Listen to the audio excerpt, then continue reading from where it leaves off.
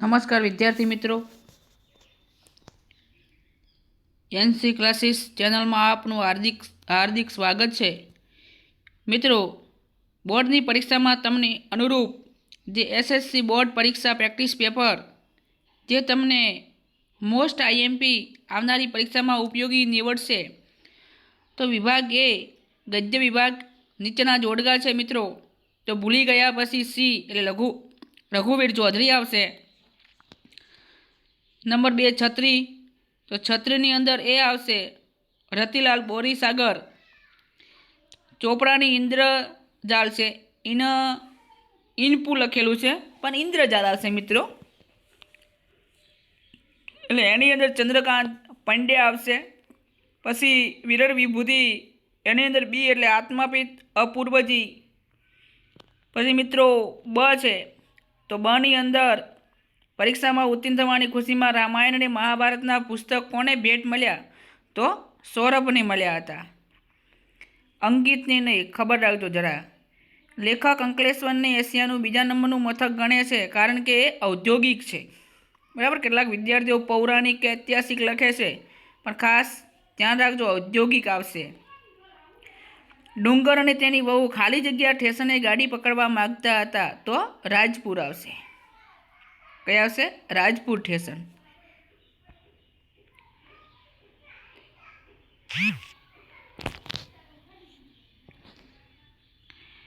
પછી શ્રીમદ રાજચંદ્રનું જન્મ સમયનું નામ, તો લક્ષ્મી નંદન હતું। ભૂલી ગયા પછી નાટિકામાં કુલ કેટલા પાત્રો છે, તો 6 પાત્રો છે। ખબર રાખજો, પાત્રો પણ મિત્રો પૂછે છે પરીક્ષામાં। 14 વર્ષની ઉંમરે લેખકને ગામડે શા માટે મોકતા હતા, તો ઉઘરાણી માટે મોકતા હતા। કોના માટે? તો ઉઘરાણી માટે મોકલતા હતા। પણ રાજકોટ છત્રી લેવા જવાની વાતમાં લેખક મક્કમ કેમ રહ્યા, તો મિત્રો એ ચેપ્ટર આપણે 8નો પ્રશ્ન છે। પછી મિત્રો વિરાટભાઈએ મનીષા અને નરેનની સગાઈની ના પાડી, એ ચેપ્ટર 4ની અંદર છે। લેખક ગુણવત્તાને મતે ડૉક્ટર પાસે ક્યારે જવું જોઈએ, તો ચેપ્ટર 6નો પ્રશ્ન છે। મોસ્ટ આઈએમપી પ્રશ્ન છે, આવનારી પરીક્ષામાં પણ ઉપયોગી આપણને થશે। પછી જીવનનું પાત્ર લેખન નહીં, પણ જીવલાનું પાત્ર લેખન તમારા શબ્દોમાં લખવાનું છે મિત્રો। 15 ભૂખથી ભૂંડી ભીખ પાટનાર શીર્ષકની યથાર્થતા ચર્ચાવાની છે, જે ચેપ્ટર 18માં છે। ઢેલ ઘોડીની વફાદારી અને ખાનદાની વિગતે વર્ણવો, તો એ ચેપ્ટર 24માં છે। હવે મિત્રો વિભાગ બી આવે છે, તો વૈષ્ણવજન, એની અંદર પદ આવશે।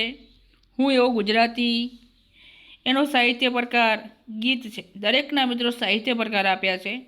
એક બફોરે ઉર્મી કાવ્ય।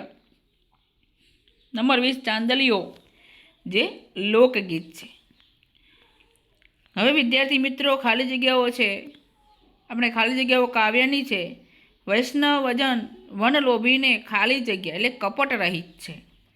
હૈયું ઉજરડાય ખાલી જગ્યા ફૂટે, તો રક્ત ટસિયા આવશે। અહીંયા ટસુઆસ લખેલું છે પણ ટસિયા આવશે। ઉછરે છે રોજ ખાલી જગ્યા ફડકમાં દીકરી, એટલે કાયમ આવશે, કાયમ આવશે ખાલી જગ્યામાં। હાઈકુની ના કુલ અક્ષર કેટલા હોય છે? 17 મિત્રો। આ તો બોર્ડની પરીક્ષામાં વારંવાર પ્રશ્ન પૂછાય છે, અને જે સ્કૂલમાં પરીક્ષાઓ લેવાય છે એમાં પણ અવારનવાર પૂછાતો હાઈકુનો પ્રશ્ન છે, એટલે 17 ખ્યાલ રાખજો।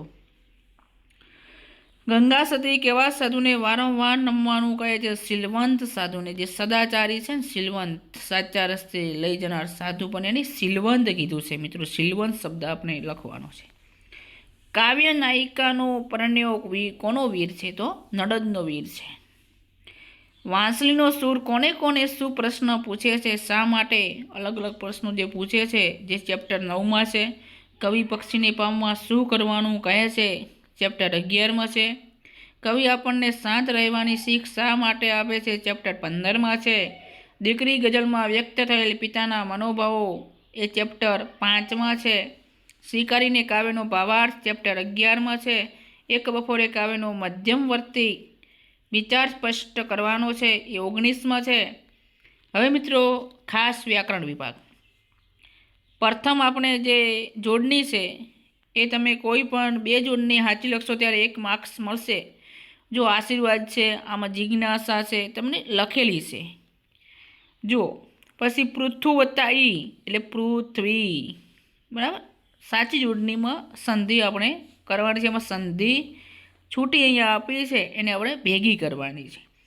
નવરાત્રિ, બરાબર, તો એની અંદર દ્વિગુ સમાસ આવશે. નવરાત્રિનો સમૂહ. બંને શબ્દનો જોડણી ભેદ થતો હોય તેવા એક માદા એટલે બીમાર અને એક માદા એટલે સ્ત્રી જાતની વાત અહીંયા કરી છે. હવે મિત્રો આગળ બીજી વાત છે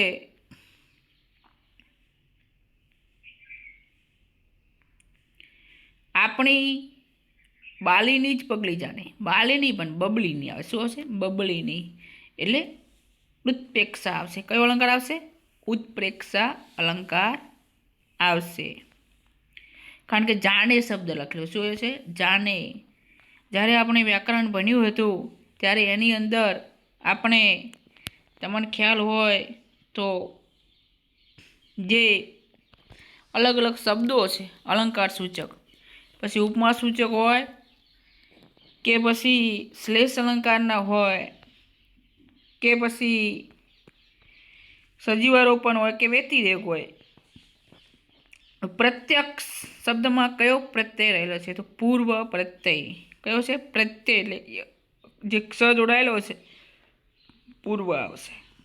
આચરણ એટલે વર્તન કરવું. વર્તન જે આપણે કરીએ છીએ એની વાત. ઘરોબો એટલે નિકટતા. બાજરો, અહીંયા મિત્રો આપણને ઓપ્શન નથી આપ્યો પણ એનો ઓપ્શન આપણે સાચો જવાબ આવશે દ્રવ્યવાચક.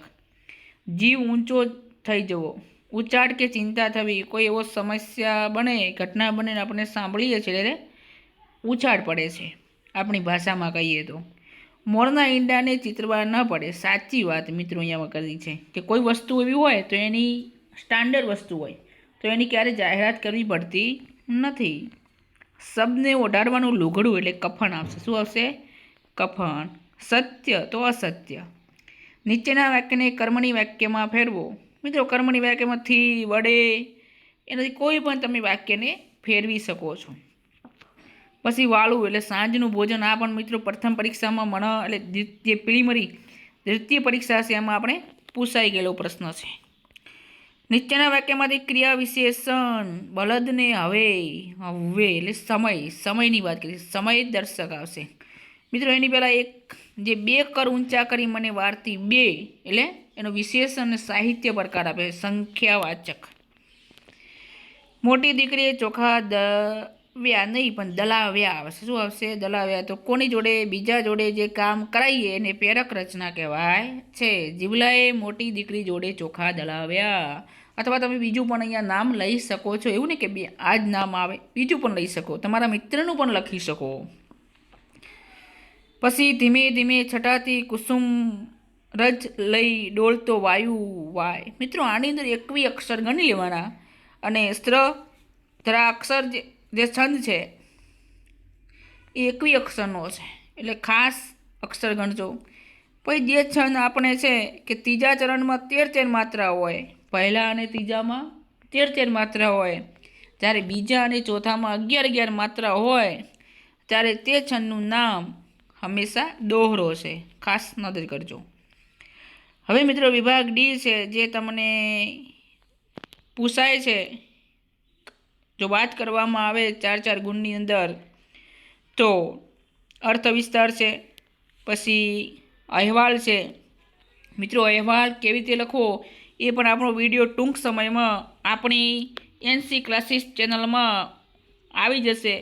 તો અપડેટ માટે બાજુમાં આપેલ નોટિફિકેશન ઉપર ક્લિક કરવાનું ભૂલતા નહીં, એટલે આવનાર વિડીયોની નોટિફિકેશન તમને મળી રહે. હવે મિત્રો સંક્ષેપ એ પણ આપણે ટૂંક સમયમાં વિડીયો મૂકીશું કે સંક્ષેપીકરણ તમારે કઈ રીતે લખવું. એનું શીર્ષક છે કુદરતી સુખ. મિત્રો એને 1/3 ત્રીજા ભાગમાં લખવાનું હોય છે. એમાંથી જે અલગ અલગ શબ્દો જે વધારે પડતા હોય એને દૂર કરવાના હોય છે. પછી મિત્રો નિબંધ છે જે 250 શબ્દોમાં થવો જોઈએ. આભાર મિત્રો, ફરી મળીશું નવા વિડીયોની સાથે. જય હિન્દ, જય ભારત. જો મિત્રો વિડીયો તમને સારો લાગ્યો હોય તો લાઈક કરજો, શેર કરજો અને મિત્રો સબસ્ક્રાઈબ કરવાનું તો ભૂલતા નહીં ખાસ.